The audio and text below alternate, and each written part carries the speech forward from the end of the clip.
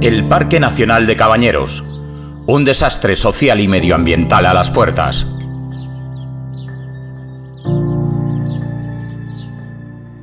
El 5 de diciembre del 2020, el Ministerio para la Transición Ecológica y el Reto Demográfico prohibió de forma definitiva la caza deportiva y comercial en las fincas privadas del entorno del Parque Nacional de Cabañeros, poniendo fin a una moratoria de 6 años que afectaba a todos los parques nacionales españoles.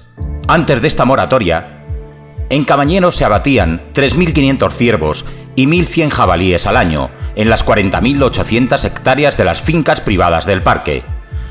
Casi 2 años después, la misma Dirección de Parques Nacionales ha exigido a los propietarios la eliminación de 5.000 ejemplares de ciervo y jabalí en solo 30 días. Una medida que estos se han negado a ejecutar ante la imposibilidad de cumplirla. El daño medioambiental ocasionado por la superpoblación de ungulados en estos 2 años de inactividad puede resultar irrecuperable, pero aún más grave es el daño social y económico ocasionado por la prohibición de la caza que viene a poner la puntilla sobre la maltrecha economía de los pueblos de la comarca. Unos pueblos que tradicionalmente vivieron de los ingresos generados por la actividad cinegética y que ahora ven cómo se les niega este recurso fundamental.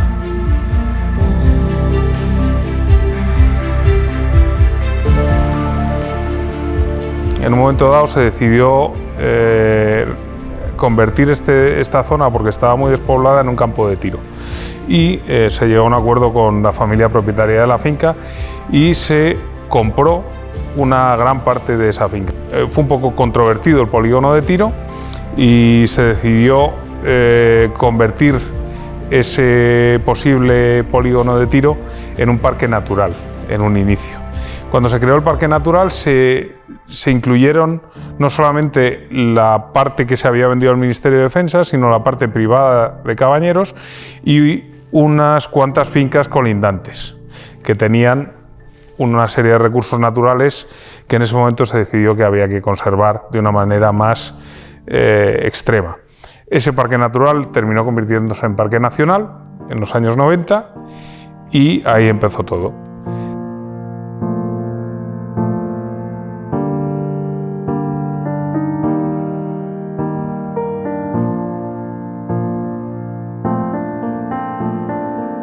Entre campo de tiro, parque nacional, parque natural, hubo ahí un periodo que se dejó de cazar.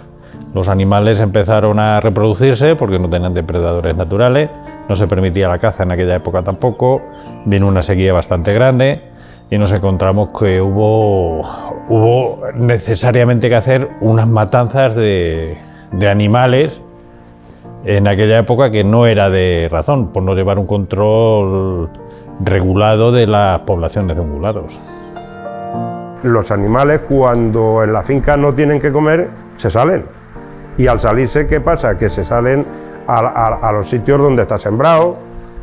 ¿Quién siembra? Pues la gente de los pueblos, los olivares, los animales se cruzan y al cruzarse están provocando muchos más accidentes que provocaban hace 10 años. Siempre que he escrito algún artículo, y siempre las he llamado de alguna forma, son políticas ecoabandonistas, y no creo que me haya equivocado. Lo que sí es verdad, y veremos a lo largo del día de hoy, son los daños que ya son palpables y ya son notorios, que han ocurrido durante los últimos 2 años en fincas como esta y en algunas otras que visitaremos. Eso es una realidad que vais a ver vosotros y vamos a enseñar a todo el mundo para que sean conscientes de que el daño ya se está produciendo. Se ve qué puede ocurrir con el monte si el problema que está comenzando no se toman medidas y continúa. Aquí tenemos un arroyo, igual que en el que hemos estado antes, en el que las reses vienen y pastorean y ramonean. Pero fijaros cómo está, es decir, no tiene prácticamente una hoja verde y está destrozado. Las ramas rotas, los venados dan con los cuernos. Es un ejemplo claro de qué ocurre en las zonas donde están superpobladas. Lo que es el monte ha ido a menos, o sea, pues mucha densidad de reses y se están cargando la vegetación. Hombre, la verdad que el futuro lo veo un poco negro. Tal como están las cosas ahora mismo, si no cambian las cosas, está muy negro. Aquí en el pueblo decían, tenemos 2 fiestas, bueno, ahora tenemos 3, era la Virgen del Rosario, San Isidro, y luego en diciembre se hacía una montería, que aquí era una fiesta local, el pueblo, todo el mundo venía, las familias aquí a las casas a celebrar esa fiesta, porque estaban deseandito irse al campo a ver la suelta de los perros, que les encantaba a la gente, ya se asaba sus chuletillas y su chorizo, y pasaban el día al campo viendo desde lejos la montería. Entonces sí que se llenaba todo el pueblo, porque ya no solo los cazadores, venía la gente del pueblo, los familiares de los colonos, de la gente que vivía aquí en el pueblo, a ver la fiesta. Desde que no está, pues claro, pues se ha quedado ahí un poco, parece que estamos como raros, como que nos falta algo, porque forma parte de la cultura y de la historia de Pueblo Nuevo, la caza forma parte de este pueblo.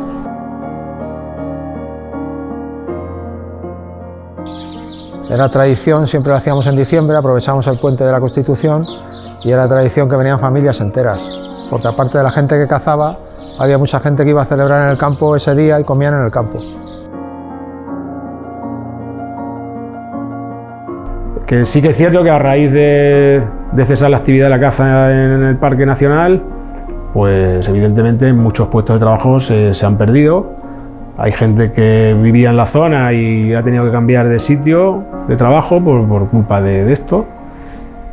Y claro, lo estamos notando en los núcleos de población rural, se nota bastante que pues lo estamos acusando.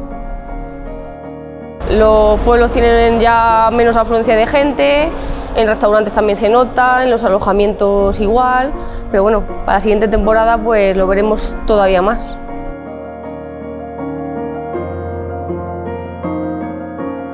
Porque una persona que vive en Barcelona no conoce el Parque Nacional de Cabañeros ni lo que está ocurriendo aquí. Y si le dicen que hay que matar animales, pues a priori matar animales es algo que no gusta. Pero lo que no saben es que si se prohíbe la caza, los animales hay que matarlos en cualquier caso.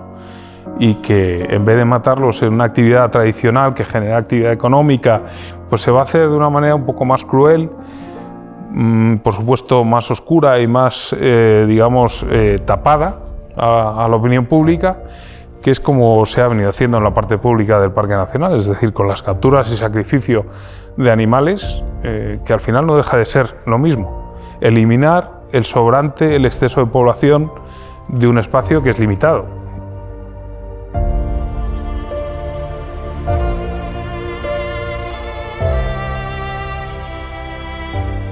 Un águila imperial, un lince, pues lo primero que necesita es que haya unas perdices, que haya unos conejos, es decir, que haya caza.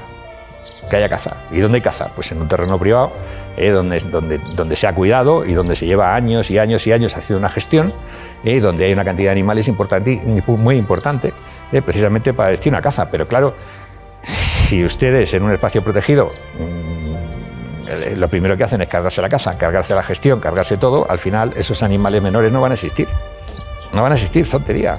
El águila imperial, que en teoría tendría que volar en Cabañeros, donde realmente vuela es en las fincas privadas que hay en el entorno de Cabañeros, donde hay mucha más caza.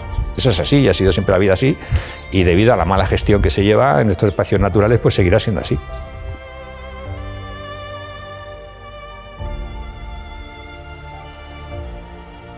Pues tienen que cumplir simplemente lo que dice la ley.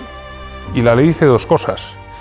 Primero, que tienen que compensar económicamente a los propietarios privados que han perdido los derechos de caza. Y eso lo dice la ley y tendrán que llegar a un acuerdo.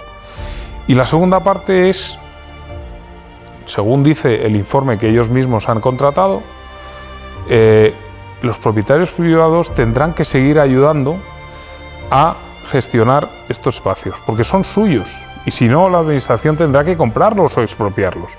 Pero mientras que sigan siendo de propiedad privada, los propietarios privados tendrán, como hasta el día de hoy, estar involucrados en la gestión. Y yo creo que al final nos entenderemos y llegaremos a un acuerdo, porque si no, efectivamente, la conservación del parque pues está abocada al fracaso. Nosotros la verdad es que queremos ser optimistas y queremos creer que vamos a llegar a un acuerdo basado en el sentido común, y la administración yo creo que también estará por la labor.